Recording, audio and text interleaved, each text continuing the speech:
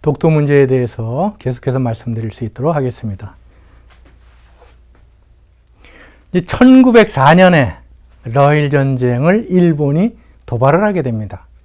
그래서 러일 전쟁은 사실은 러시아 땅에서 이루어진 전쟁도 아니고 일본 땅에서 또 한 전쟁도 아닙니다.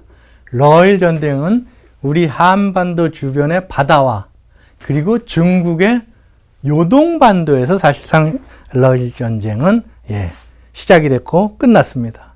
그래서 요동반도에서 전쟁을 하니까 러시아 같은 경우는 여기 철도가 있어가지고 철도를 통해서 군대, 대포, 탄약 이런 걸 전부 이제 수송을 해오게 됩니다. 근데 일본은 철도가 없으니까 일본에서 배를 이용해서 수송선을 이용해서 군인들도 이쪽으로 수송을 하고 대포나 탄약도 전부 다 배를 이용해서 요동반도로 실어 나르게 됩니다. 그런데 사실 러시아라고 하는 것은 지금도 강대국이지만은 이때 당시에는 특히 지금보다도 훨씬 더 세계적인 위상이 높은 그러한 강대국이었죠. 일본이 신흥 강대국이기는 하지만 러시아하고는 사실 비교를 할 정도가 안 됐습니다. 그래서 일본 전체의 해군, 군함의 능력이 러시아의 블라디보스토크 함대의 능력하고 거의 비슷한 수준이었죠. 러시아 전체의 해군력이 아니고 블라디보스토크 함대의 수준하고 일본 전체하고 비슷했다라는 겁니다. 그래서 일본에서 수송선이 군인이나 대포 이런 걸 싣고 이쪽으로 가려고 하다 보면 러시아의 블라디보스토크 함대가 공격을 해가지고 오히려 일본 군함들이 다 격침이 되고 이러한 상황이 계속되는 겁니다. 그래서 일본에서는 큰일 났다. 이 러시아 함대를 막아야 되는데 이것을 어떻게 막아야 될 것이냐. 보니까 여기에 울릉도하고 독도가 있다. 울릉도하고 독도에다가 관측기지, 요즘 말로 하면 레이더 기지죠. 관측소를 건설을 해서 이렇게 보고 있다가 블라디보스토크 함대가 내려온다. 막 통과했다라고 하면 이쪽으로 군인이나 대포를 싣고 가려고 했던 수송선이 들어가 숨는 겁니다. 그런데 이때 당시에 이제 군함들이 석탄을 떼서 갔는데요. 여기서 이 군함이 계속 머무를 수가 없습니다. 석탄도 실어야 되고 물도 실어야 되기 때문에. 그럼 다시 이쪽으로 해서 블라디보스토크 항구로 돌아가기 위해서 울릉도하고 독도 사이를 통과를 하게 됩니다. 그러면 여기 관측소에서 보고 있던 사람들이 지금은 군함이 올라갔습니다. 라고 보고를 하게 되는 거죠. 그러면 여기서 들어가 숨었던 배들이 군인, 그 다음에 대포, 탄약을 실은 배들을 다시 이쪽으로 보내서 여기에서 이제 전쟁을 계속할 수 있었다는 거죠. 이렇게 해서 결국은 일본이 러일 전쟁에서 승리를 하게 됩니다. 이렇게 승리를 하게 되니까 승리를 하기 전에 이제 그 울릉도하고 독도에다 막루를 건설을 했는데 이 막루에서 보고를 하기 위해서는 지금은 무전기가 있으니까 아무 문제가 안 됩니다. 무전을 하면 되니까. 그때 당시에는 무전기가 없었기 때문에 해저 전선을 깔아가지고 전화기를 통해서 지금 러시아 군함이 내려갔습니다. 아니면 두 척이 올라갔습니다라고 보고를 하게 됩니다. 그래서 독도에 이와 같이 막루를 건설을 했죠. 지금 막루터가 독도의 경비대가 주둔하고 있는 막사터가 막루터입니다. 그래서 독도를, 동도와 서도를 일본 사람들이 완전히 징발을 한 거죠. 이것을 막루를 건설하기 위해서. 이때 당시에 일본은 용산도 징발을 했고 많은 육지 지역도 징발을 했습니다. 일본군을 주둔시키기 위해서 마찬가지로 독도도 징발을 했다라는 말씀을 드리겠습니다. 그리고 강원도 죽변에서 울릉도, 독도, 그 다음에 일본의 오키섬까지 이렇게 해저 전선을 깔아가지고 독도에서 러시아의 군함을 발견을 하면 전화기를 돌려가지고 지금 군함 3척이 내려갔습니다. 올라가면 다시 전화기를 돌려서 지금 두 척이 올라갔습니다라고 보고를 해서 이 보고를 받아가지고 전쟁을 수행을 해서 일본이 승리를 할 수 있었다라는 거죠. 이 블럭같이 생겨서 이렇게 깨진 잔해가 있는데 이게 뭐냐면 울릉도에, 이때 울릉도에는 이러한 망루를 3개를 건설을 했습니다. 그리고 독도에는 1개를 건설을 했죠.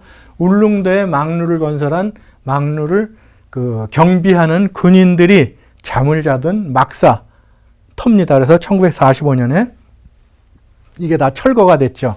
철거가 되고 그 밑에 잔해 부분만 남아있는 것을 제가 가서 사진을 찍어서 여러분들에게 보여드리고 있는 겁니다. 지금은 가시면 이거를 발견할 수가 없습니다. 다 여기를 평탄화 작업을 했기 때문에 아쉽지만은 보실 수가 없죠. 하지만 이것을 평탄화 작업을 하기 전에 제가 사진을 찍었기 때문에 여러분들에게 보여드릴 수가 있었다라는 말씀을 드리고요. 이처럼 일본은 독도를 전쟁의 필요성에 의해서 징발을 했기 때문에 1917년은 전쟁이 끝나고 나서 1905년에 끝났기 때문에 한참 10년 이상이 지난 거죠.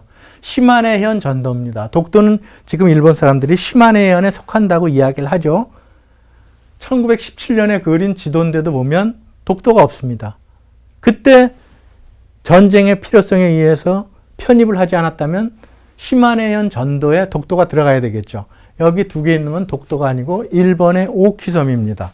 그래서 전쟁의 필요성에 의해서 급하게 편입을 하다 보니까 편입을 하고 난 후에도 이제 전쟁이 끝났으니까 필요성을 못 느껴서 시마네현 지도에 이렇게 나타나지 않고 있는 것을 여러분들이 확인할 수 있다라는 말씀을 드리도록 하겠습니다. 그러다가 1945년에 이제 2차 세계대전이 끝나서 우리나라가 독립을 하게 됩니다. 독립을 하고 난 후에 독도를 일본 땅으로 해줘야 되느냐 아니면 한국 땅으로 하는 것이 맞느냐라고 미국 측에서 연합국을 대표해서 미국 측에서 문서를 작성을 하게 됩니다. 여러 번 작성을 했는데 이건 제가 최초로 발굴을 해서 국내 학계에 보고를 한 자료들입니다. 그래서 첫 번째 문서를 보시면 이게 이제 첫 번째 문서입니다. 그래서 보시면 제주도, 거문도, 울릉도 그리고 독도는 한국 땅이다 이렇게 작성이 됩니다. 아주 잘 된 거죠. 별 문제가 없습니다. 여기 다케시마라고는 되어 있지만 이건 미국 사람들이 몰라서 그렇게 한 것이고 독도는 한국 땅이다. 원래 서양 사람들이 부르는 이름은 리앙꾸르락이라고 부릅니다. 그래서 이건 한국 땅이다 이렇게 작성을 했습니다. 이 내용을 보고 당시에 일본 외상이던 요시다가 일본에 있던 주둔군 고문으로서 미국 사람이 있었는데 이 사람한테 로비를 하게 됩니다. 그래서 다른 건 몰라도 다른 건 제주도, 거문도 다 한국 사람들이 살고 있으니까 그걸 일본 땅으로 해달라고 그럴 수는 없죠. 근데 독도는 아무도 안 사니까 독도는 우리 일본 땅으로 해 주셔야 됩니다. 그래서 이 로비를 받은 일본에 있던 연락 고문관인데 윌리엄 시볼드라고 하는 사람이 알았다.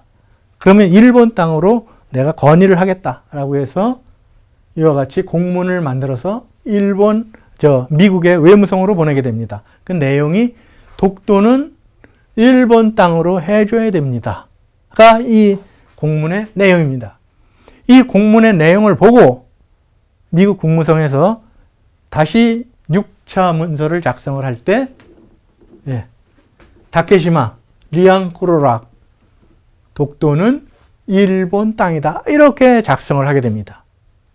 이 내용 역시 우리 한국에서 알게 되었던 거죠. 그래서 한국에서 다시 미국으로 공문을 보내게 됩니다. 그래서 여기 보시는 것처럼 제주도, 거문도, 울릉도, 독도 및 파랑도는 한국 땅이니까 한국 땅으로 해 주셔야 됩니다. 라고 미국으로 공문을 보냈습니다. 여러분들은 파랑도라고 하는 이름을 그게 어떤 섬이야? 처음 듣는데 라고 이렇게 생각을 하시는 분들이 많으실 겁니다. 오늘날에는 이 파랑도 대신에 이오도라는 이름을 쓰고 있습니다. 이 파랑도는 1800년대에 영국의 상선 소코트라호가 지나가다가 암초에 걸려서 발견한 섬입니다. 그래서 영국에서 소코트라 락이라고 이름을 붙였습니다. 그 내용을 일본 사람들이 알고 이 섬은 우리 거다 라고 해서 파랑도라는 이름을 일본 사람들이 붙였습니다. 그래서 제가 이건 말이 안 된다. 일본 시대 때는 파랑도라는 이름을 써도 관계가 없었지만은 1945년에 우리가 광복하고 난 이후에는 다 무슨 기무라 요시라라고 했던 창씨 개명했던 것을 다 김아무개, 박아무개라고 해서 우리 이름을 찾지 않았느냐. 그렇다면은 이 섬도 우리 이름을 찾아줘야 될 거 아니냐. 우리 이름은 뭐가 있습니까? 이어도죠. 제주도 사람들이 오랫동안 이어도라고 불러왔습니다. 그래서 이것은 이어도로 바꿔줘야 된다라고 해서 요즘은 파랑도라는 이름을 사용하지 않고 이어도라는 이름을 사용을 하고 있습니다. 그래서 이 문서에 파랑도라고 나왔기 때문에 제가 여러분들에게 파랑도라고 알려드린 거고요. 그래서 이제 그 다음 최종적인 문서인데요. 여기에 보면 제주도, 그 다음에 거문도, 울릉도는 한국 땅이다 이렇게 됩니다. 독도는 어디 갔습니까? 왜 빠졌습니까? 독도는 한국 사람들은 한국 땅으로 해달라고 하고 일본은 그게 일본 땅이라고 한다. 근데 우리는 이것을 자세하게 잘 모르겠다.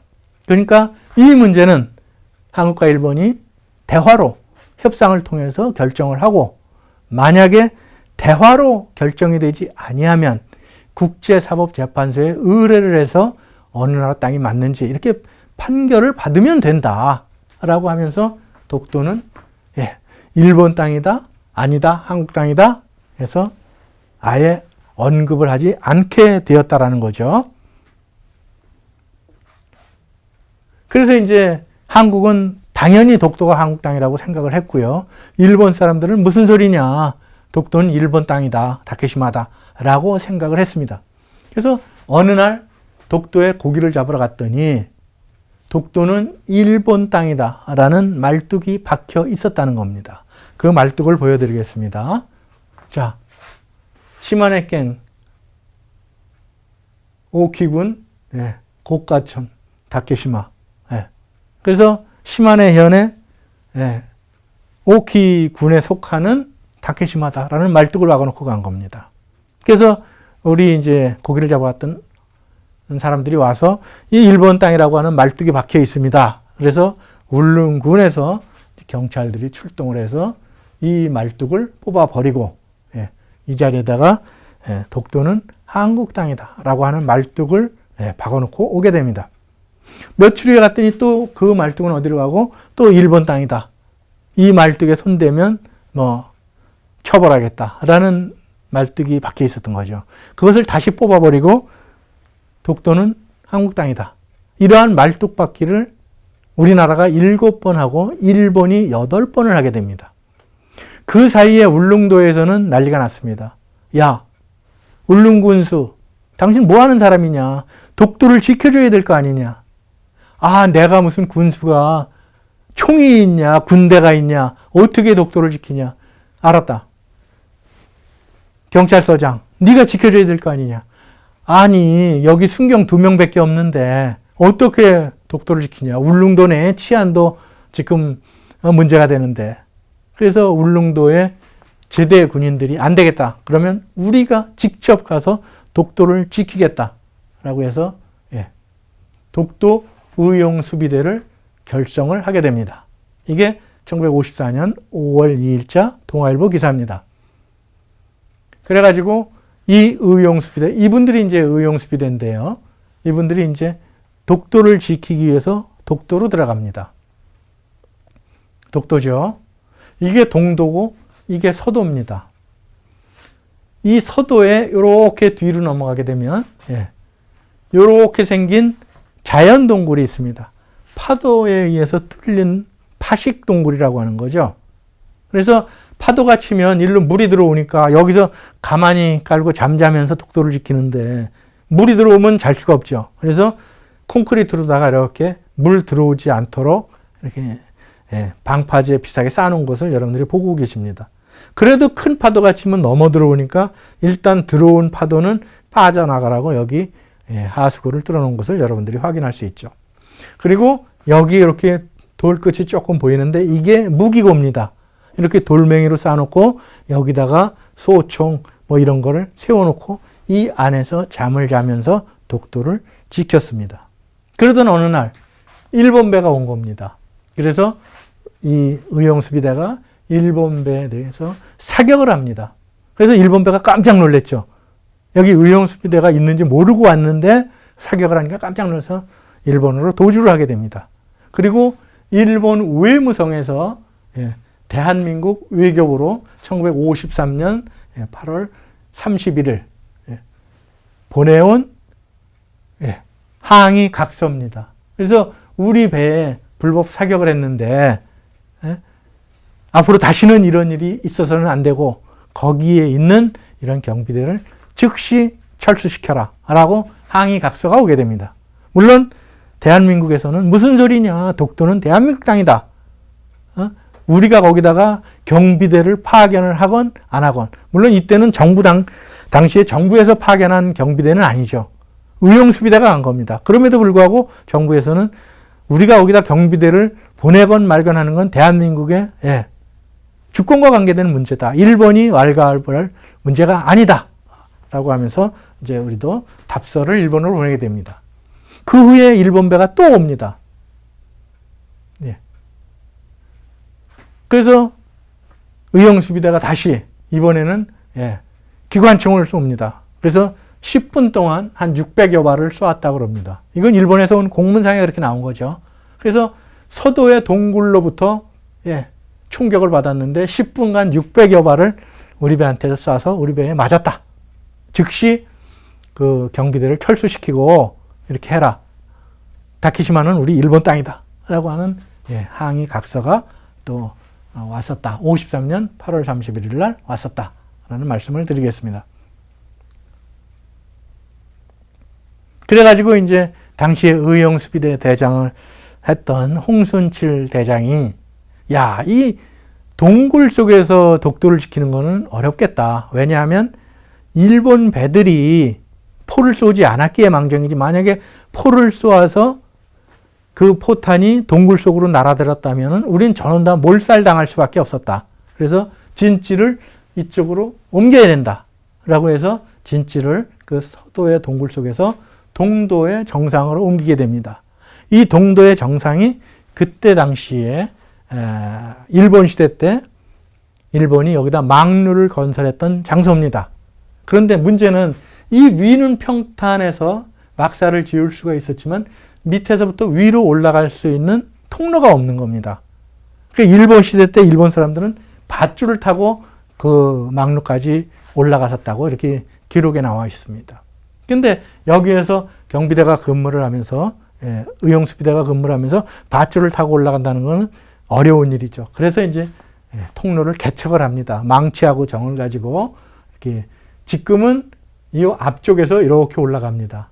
그때 당시에는 요 바위 뒤에서 이렇게 올라가던 지금도 가면 그때 당시에 개척했던 통로가 지금도 그대로 있는 것을 우리가 확인을 할 수가 있습니다. 그래서 이 뒤로에서 이렇게 오르내리면서 여기서 해놓고 일본 순시선이 오는 것을 경비를 할 수 있었다라는 말씀을 드리겠습니다. 이거는 이제 일본의 요미우리 신문입니다. 1954년 11월 22일자인데요. 일본 배가 오니까 이 일본 배에 대해 이제 박격포 사격을 하게 됩니다. 일본 배에서는 깜짝 놀래가지고 포사격까지 할 줄은 몰랐죠. 그래서 즉시 이제 철수를 하게 됩니다. 그래서 일본 요미우리 신문은 다케시마에 갔다가 대폭 공격을 받았다라고 이렇게 신문에 보도가 된 것을 우리가 확인을 할 수가 있습니다. 이것이 그때 일본 배를 향해서 사격을 했던 81mm 박격포입니다. 원래 박격포는 뭐를 맞추기가 굉장히 힘듭니다. 이것은 곡사화기이기 때문에 그 주변 지역에 계속 사격을 해서 보병들이 이렇게 내려오는 것을 멈추도록 하는 이런 효과가 있지, 이것이 뭐를 정확하게 맞추는 것은 굉장히 힘듭니다. 더더군다나 이때는 의용수비대는 조준경도 없었기 때문에 조준경도 없는 박격포를 적당히 눈대중으로 해서 일본 배 쪽으로 사격을 했었다라고 하는 것이죠. 그리고는 이 홍순칠 대장이 고민을 합니다. 이 조준경도 없는 박격포는 직사화기이기 때문에 뭘 맞추기가 굉장히 힘듭니다. 이걸 가지고 일본 배를 맞춘다고 하는 건 불가능하다. 그래서 대포를 만들어야 되겠다라고 생각을 해서 울릉도에서 소나무를 잘라다가 대포를 만듭니다. 나무로, 목대포를 만든 거죠. 그래서 그것을 검정색으로 페인트 칠을 하고 그 다음에 위장망으로 그것을 덮어 놓습니다. 그랬다가 일본 배가 나타나면 그 위장망 끝을 조금 이렇게 벗기고 그 대포의 포신을 서서히 돌려서 일본 배를 조준을 했습니다. 그러면 일본 배에서는 함교에서 쌍안경을 가지고 독도를 이렇게 관측을 하다가 대포의 포신이 자신을 조준을 하는 걸 발견하게 됩니다. 야, 저 경비대가 언제 대포까지 또 저기다가 설치를 했느냐. 저 대포의 사정거리 내로 들어가면 안 된다. 그래가지고 멀찍이서 한 바퀴 돌고 이렇게 일본으로 돌아가게 됩니다.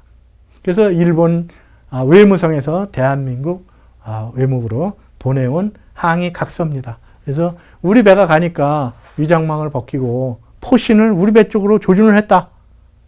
대포 즉시 철수하고 경비대도 즉시 철수해라. 라고 1954년 10월 21일자로 일본 외무성에서 보내온 항의 각서죠.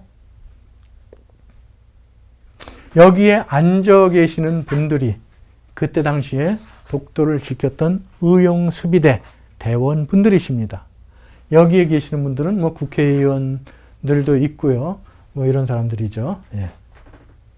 이분들을, 이게 이제 2004년도에 제가 국회로 모시고 갔을 때 생존해 계시던 분들인데 지금은 이제 더 많이 돌아가셨고 이분들도 몇 분 살아 계시는 분이 없으십니다. 4분인가 지금 이제 살아 계신 걸로 제가 알고 있는데요. 자, 여기까지만 제가 말씀을 드리고 조금 쉬셨다가 다음 시간에 계속해서 말씀을 드리도록 하겠습니다. 자, 수고 많으셨습니다.